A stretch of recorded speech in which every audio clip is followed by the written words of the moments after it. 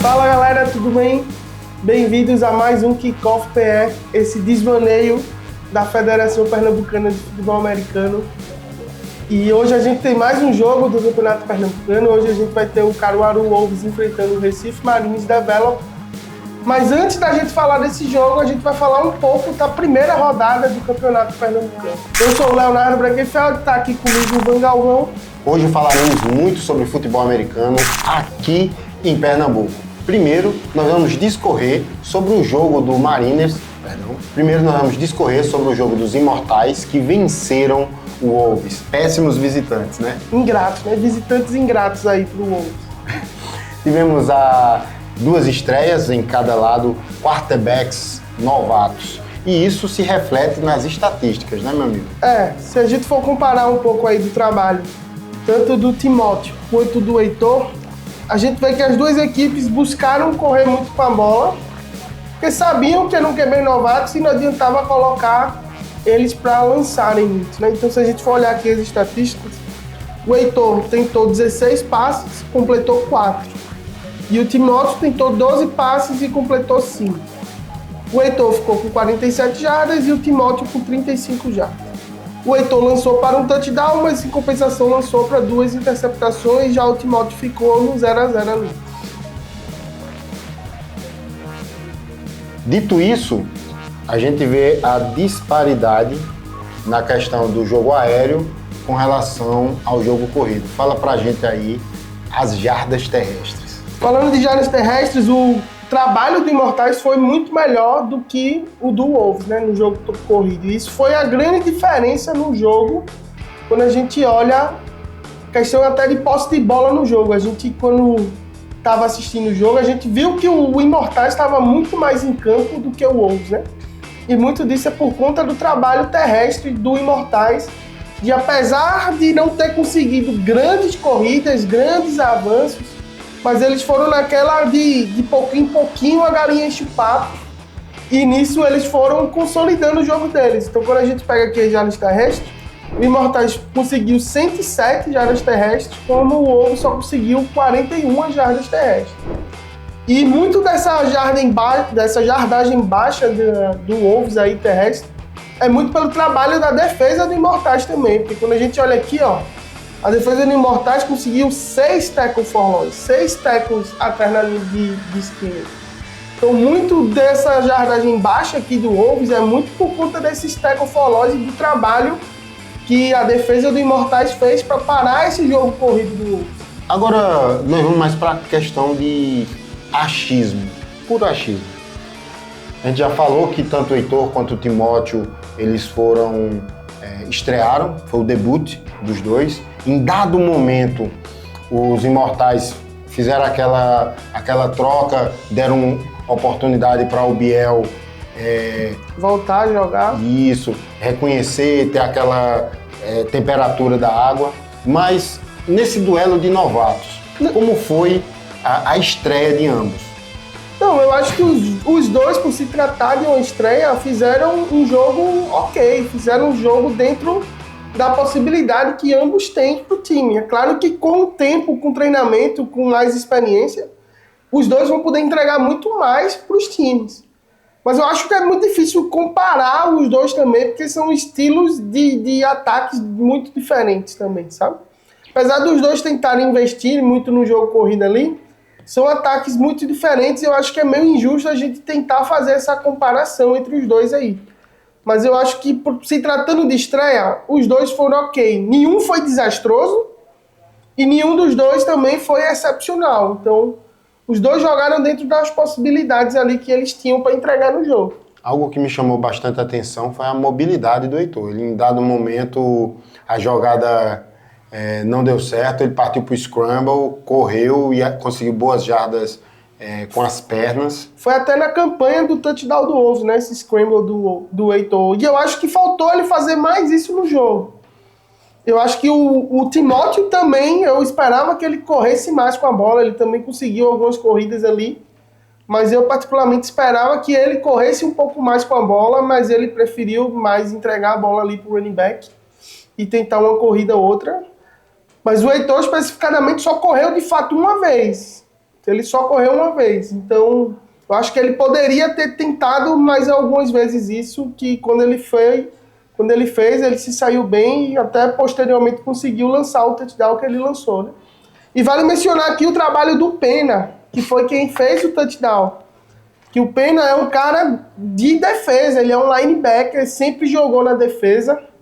E aí esse ano, depois de ele mudar muito o estilo de vida dele, a gente precisa dar um mérito também. O Pena era um cara que tinha muito instinto para jogar futebol americano, até hoje ele ainda é um cara muito instintivo e muito físico no jogo, mas ele não tinha uma vida ali, regrada, uma vida style de jogador, e ele mudou isso completamente, ele mudou da água pro vinho, assim, nesse sentido. E ele se viu nesse desafio de também jogar no ataque, e já foi destaque no primeiro jogo, né? Eu acho que ele tem muita coisa para melhorar ainda no ataque ali, e obviamente, assim como o Heitor foi a estreia dele no ataque ali, então tem muita coisa para melhorar, mas já deixou a marca dele ali no touchdown, então já deixou o gostinho de que pode fazer mais para esse ataque do Wolves aí. Não foi um touchdown qualquer, né? Ele correu muitas jardas, ele quebrou 2 ou 3 tackles e foi embora para a endzone e assim, realmente, Pena tá de parabéns. De parabéns. E para falar do Pena, a gente tem que falar do Tempestade, né? O running back do Imortais. Porque pelo que eu vi aqui, só tinha ele de running back, pelo que eu me lembro. Talvez depois eu olhe aqui nas estatísticas se tinha outro, mas pelo que eu me lembro... Mas eu acho que o Dual não veio, é certeza. O Dual não veio. Então eu acho que o Tempestade, que é o Carlos Henrique, ele correu todas as corridas, eu acho. Não são todas as jardas dele, porque o Timóteo fez algumas jardas, mas deixa eu até conferir aqui. Mas, ó, ele fez 26 corridas. Do Imortais... foi basicamente todas as corridas foram dele. Então ele pegou na bola 26 vezes, entregou aí 84 jardas, 10 107, e foi ele que fez o touchdown. Então assim, a gente tá falando do Pena aqui, mas a gente tem que valorizar o trabalho do Tempestade também, porque não é fácil você carregar a bola 26 vezes em um jogo. A gente fala muito de o QB não lançar 30 bolas, mas imagina o running back correr 26 vezes. E a maioria delas pelo meio, sendo tacleado. E como eu falei, não teve nenhuma corrida muito longa. Isso quer dizer o quê? Que ele corria 3/4 jardas e tomava uma porrada. 3/4 jardas e tomava uma porrada. E ele aguentou o jogo todo nisso e carregou, de fato, carregou nas costas o ataque do Imortais. Então... tem que dar muito, muito, muito mérito para essa vitória aí do Imortais. Tem que botar muito na conta, claro, da linha ofensiva também, porque não existe corrida sem a linha ofensiva. Então, esse mérito que eu estou dando pro Tempestade aqui, ele precisa partilhar com a OL também do Imortais, que fez um bom trabalho. Mas, assim, me chama a atenção essas 26 carregadas. É muita carregada para um jogo. É muita, muita carregada para um jogo. A resistência... Se a gente pegar, por exemplo, o Wolves, o que teve mais carregadas foi o Vinícius Borel, 14. Uau, ou seja, quase metade. O Tempestade teve quase o dobro de carregadas que o Vinícius. Muita coisa. De fato, se alguém no ataque dos Imortais merece destaque, então podemos dizer que o destaque positivo do Wolves foi com o Pena, o wide receiver. Pergunta, ele ainda joga dos dois lados ou só migrou para o ataque, em definitivo? Aí eu vou lhe dar o número do Douglas Alan e Elijah Freeman, que são os coaches do Wolves, e você pergunta para ele. E do lado dos Imortais, ofensivamente falando, destaque para o running back. Sem dúvida nenhuma para o Tempestade. E defensivamente, nós podemos destacar alguns nomes? A gente pode falar do Brisante e do Brisante e do Vinícius, o cornerback do Wolves, que são os dois jogadores que se destacaram mais. O Brisante com vários tackles, principalmente no início do jogo. Ele fez muito tackles ali dentro do box ainda, com 2 jardas de avanço, 1 jarda de avanço. Então ele fez muito tackle ali no box no início do jogo, e aí eu senti que durante o jogo ele foi meio que cansando, e eu também senti que o Tempestades começou a entender um pouco melhor o jogo dele, começou a também sair dos tackles do Brisante. Então eu acho que ele deu uma caída ali no final do jogo. E pelo Imortais, eu acho que tem que destacar o linebacker Fernando, que fez um jogo muito bom na defesa, fez vários e vários tackles e parecia que tinha 3 Fernandos no campo. Infernizando a vida de todo mundo do ataque do Wolves. Agora, passando para o jogo de daqui a pouco, vamos falar dos Mariners visitando o Wolves. O que temos para falar desse jogo, meu querido? Cara, do Wolves eu acho que eles precisam melhorar ali a consistência no jogo corrido deles. Porque não adianta, de novo, querer que o Heitor lance 30 bolas para ganhar o jogo, que você não vai ganhar o jogo. Não é assim que vai funcionar. Então, de novo, eu acho que passa muito pela consistência do Wolves correr com a bola. Eu acho que o Wolves também precisa apresentar algumas jogadas diferentes. Eu acho que eles insistiram muito na outside zone ali. Eu acho que eles precisam tentar alternar um pouco esse tipo de corrida para tentar melhorar o ataque, conseguir mais avanços. E eu acho que se o jogo corrido entrar, pode até facilitar a vida do Heitor ali também, para ele ganhar confiança e soltar mais uns passes também. Então acho que, falando do ataque do Wolves, é isso. Falando do ataque do Marines, eu sei que o QB vai ser o Sávio, que é um QB que tem muita experiência no flag football. Foi, inclusive, o QB do Marines no Pernambucano de flag football. Eu, particularmente, não sei se ele tem experiência no full pads. Eu sei que ele era o quarterback reserva do Marines ano passado, mas eu não sei se antes disso ele já teve experiência no full pads. Então, assim, eu não tenho tanto o que falar dele no full pads, porque eu realmente não sei. O que eu sei é que, pelo que eu vi do Pernambucano de flag, ele me parece ser um QB que vai lançar mais do que o Imortais lançou nesse jogo. Eu acho que o Marines vai colocar o Sávio para lançar mais bolas do que o Imortais lançou. Eu não acho que o Marines vai ser um time do Air Raid ali que vai lançar 30 bolas, mas eu também não acho que o Marines vai dar 26 vezes pro running back dele correr. Então eu acho que vai ser mais equilibrado. Eu acho que vai ser um ataque mais equilibrado. Inclusive, eu acho que o ataque do Marines vem mais forte do que veio o ataque do Imortais para esse jogo. Isso. Em compensação. É isso que eu ia perguntar. Em compensação, eu acho que a defesa deles não vem tão forte quanto veio a do Imortais. Então, assim, eu espero um jogo com mais pontos. Esse jogo. No jogo anterior, nós tínhamos 2 defesas muito fortes e 2 ataques inexperientes. Nesse caso, nós temos uma discrepância entre ataques e defesas. Sim, eu acho que o ataque do Marines é um ataque mais consolidado do que o do Wolves hoje. Acho. Isso sem ver, tá? Isso pelas informações que eu tenho de jogadores e que eu sei. Eu sei, por exemplo, que o Túlio, que é um jogador de defesa, um DE, vai jogar de tight end no ataque. Eu sei que tem um wide receiver muito bom, chamado Akin, que já jogou no Develop ano passado, jogou no Flag e é um wide receiver alto, que já fez uns estragos aqui ano passado. Quando eu comparo o Sávio com o Danilo, que foi o QB do Marines no Pernambucano do ano passado, para mim o Sávio também é um QB mais pronto do que o Danilo. O Danilo era um wide receiver que estava se aventurando ali de QB. Então acho que o Sávio também está mais pronto. Então por isso que eu imagino que o ataque do Marines seja um ataque mais pronto do que o ataque do Wolves hoje. Em compensação, eu acho que a defesa do Wolves também é uma defesa mais pronta do que a defesa do Marines hoje. Eu sei que tem alguns jogadores experientes que vão jogar na defesa do Marines. Eu sei que o Vini Guerra vai jogar. Eu sei que o Diogo Salles vai jogar. Eu sei que o Eric Blade vai jogar na defesa. Mas, vendo outros nomes assim, são realmente de desenvolvimento. E podem me surpreender, eu posso estar completamente errado aqui, tá? Eu vou fazer... Porque são pessoas novas que eu não conheço, então eu imagino que tem pouco tempo e imagino que não tenha tanta experiência feito do Wolves, mas pode ser que eles entrem aqui nesse vídeo depois do jogo e mandem um chup Léo por conta disso.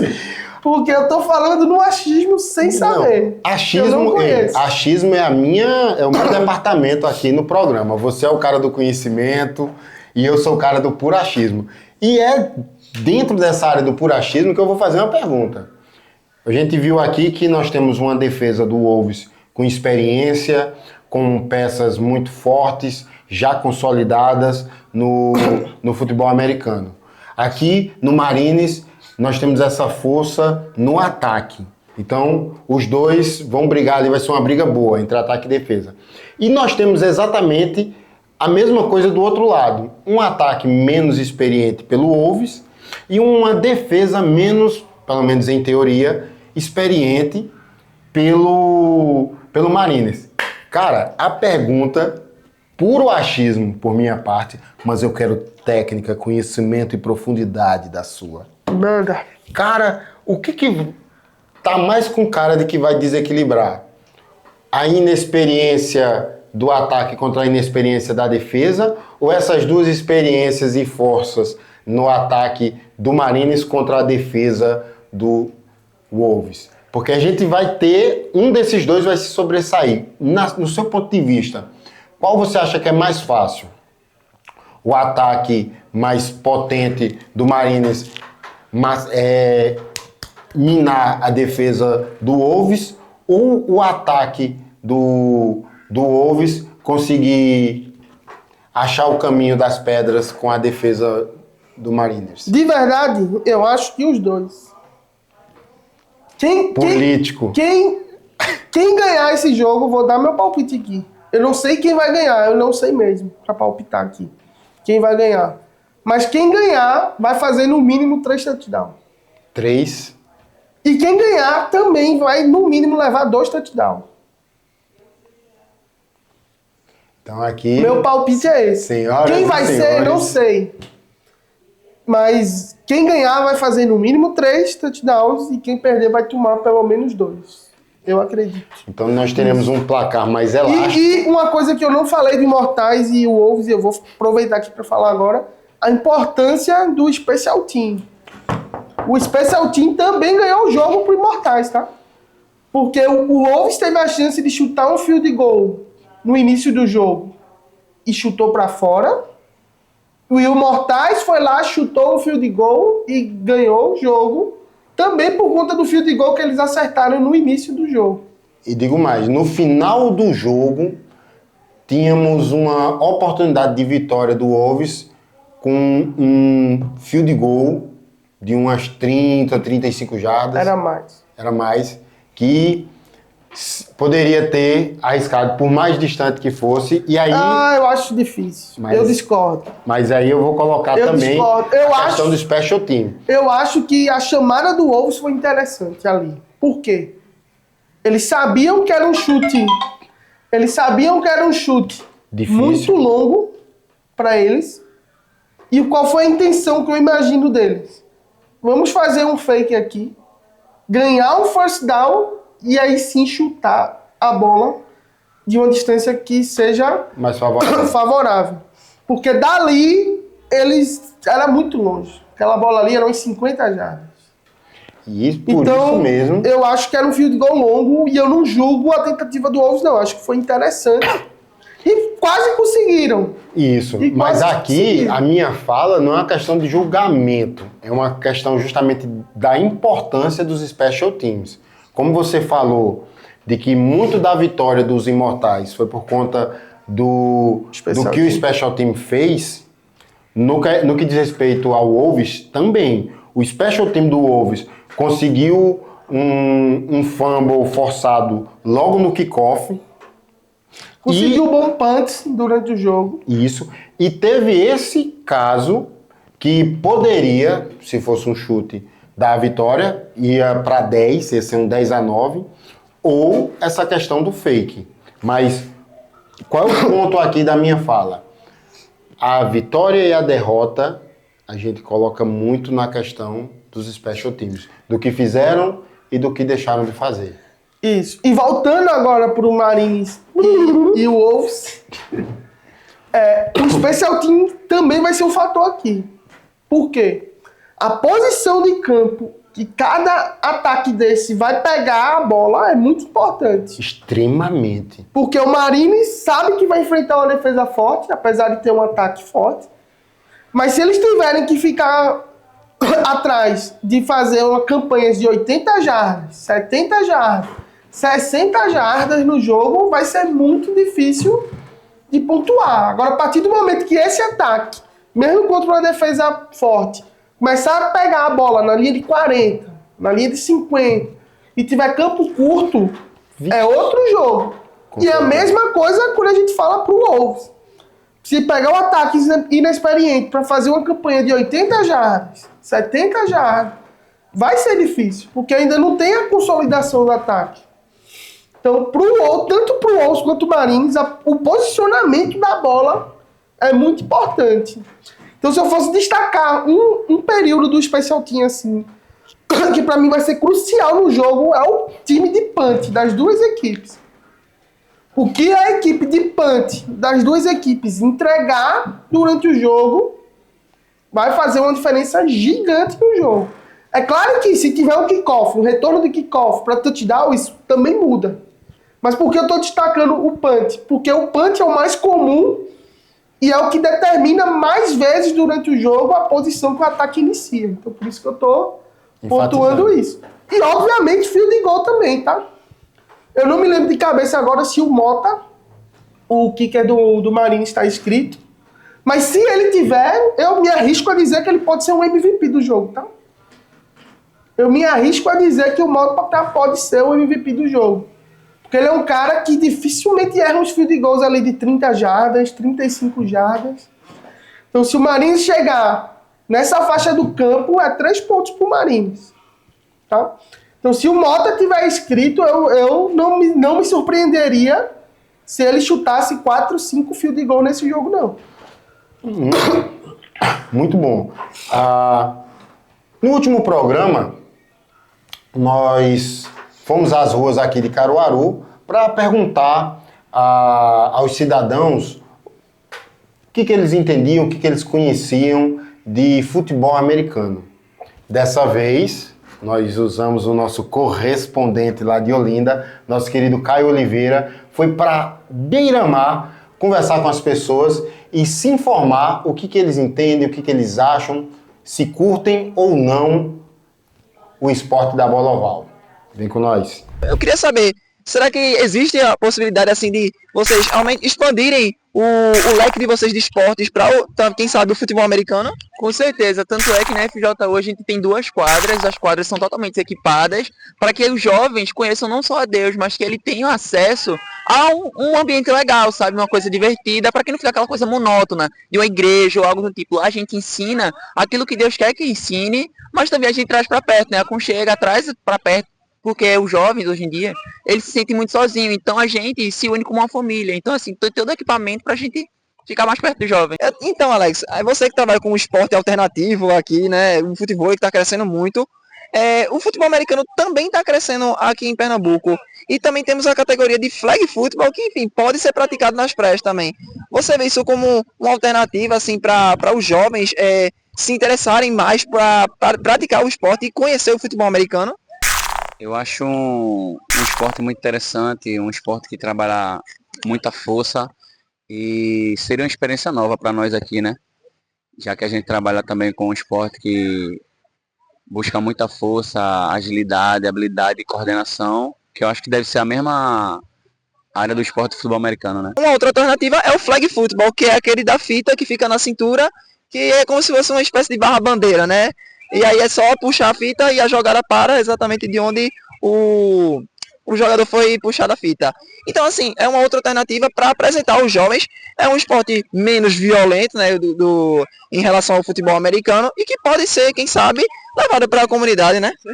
Com certeza. É mais uma forma, né, de chamar os jovens para perto. É, com certeza. Eu sabia que a gente tem um campeão nacional aqui de Recife, é o Recife Mariners. Sabia disso? Não, pra gente aqui é novidade. Pronto, pois é um time que assim, hoje é considerado o maior daqui de Recife, né, por conta desse título, e assim, a gente quer divulgar o futebol americano através de matérias, de vídeos como esse, enfim, para que as pessoas conheçam mais o futebol americano e quem sabe se popularize para que as pessoas também joguem, até aqui na praia, por exemplo, que tem até equipes que jogam aqui na praia de Olinda aos sábados, até na quarta-feira também, enfim, aí eu queria saber, você vendo um jogo de futebol americano, um flag, por exemplo, acontecendo aqui, será que seria interessante mostrar isso numa universidade, por exemplo? É bom sempre a gente praticar modalidade nova, né? Tipo, esse esporte de vocês. Sempre é bom testar, ver como vai a pessoa se adaptar, né? Voltando para os estúdios do Kickoff PE, tá na hora de conversar sobre o cérebro, sobre a cabeça, sobre as estratégias. Meu amigo Léo, fala pra gente sobre os coaches das duas equipes. Tá, pelo lado do Mariners eu tô curioso de ver o que o Heitor vai trazer. Porque o head coach do desenvolvimento agora é o Heitor. E eu acho que ele é um cara mais criativo do que era o coach do ano passado, que era o Lucas Adolfo, o running back. Então, eu acho que ele não tinha a cabeça com o Heitor. O Heitor é um das maiores mentes do futebol americano nacional. Então, assim, é difícil para qualquer pessoa ser comparado com o Heitor. Então, não é demérito para você não, tá, Adolfo? Você mesmo sabe disso. Então, assim, eu tô curioso de ver o que é que ele vai tentar com esse Recife Mariners Development, sabe? Eu acho que os últimos 2 anos do Development, ele era um time muito previsível de correr com a bola ali, naqueles power que o Mariners adora, do guard fazendo pull no DE, e vambora fazer isso, e de repente tentava um passe longo nos running backs, nos wide receivers que eles confiavam. E eu acho que esse ano o ataque também vai ser mais imprevisível nesse sentido. Falando do Wolves, tem 2 coaches assim, cabeça no Wolves, né? O Douglas, por parte da defesa do Wolves, é o Douglas Alan. E no ataque é um americano, o Elijah Freeman, um americano que já tá no Brasil, é quase brasileiro já o Elijah. Jogou aqui muito tempo, já jogou no Nordeste, jogou no Cavalaria no Nordeste. Teve umas passagens rápidas em outros times aqui do Nordeste também. E tá se aventurando aí como coach pela primeira vez. Então tá sendo a primeira experiência dele de coach, já pegando um QB Hulk ali, tentando implementar o que ele pensa. Então vamos ver o que ele vai trazer de novo aí pro segundo jogo. E falando pro Douglas, também é outro cara já antigo no futebol americano. A defesa do Wolves já se mostrou forte no primeiro jogo. Vamos ver como ele vai se adequar aí a esse ataque do Mariners, que deve ser mais equilibrado e deve ser mais desafiador do que foi o ataque do Imortais no primeiro jogo. Tá? Muito bom, excelente. Nós ficamos por aqui com o nosso programa, o Kickoff PE, mas insistimos, C, curte, comenta, compartilha. Detalhe, se inscreve no canal para dar aquela moral, não só no nosso canal do YouTube, mas também nas redes sociais. Diz aí pra gente quais são as redes sociais. FEFAP Oficial. No Instagram. E no YouTube a TV FEFAP. Então, muito obrigado pela audiência. Comentários para melhorar, por favor, nós aguardamos. E para xingar também, se quiser. Por favor. A gente fala de vocês, se vocês quiserem dizer errou! Errou! Pode falar que tá tranquilo. Estamos aqui para melhorar. Valeu mesmo, muito obrigado. Até a próxima.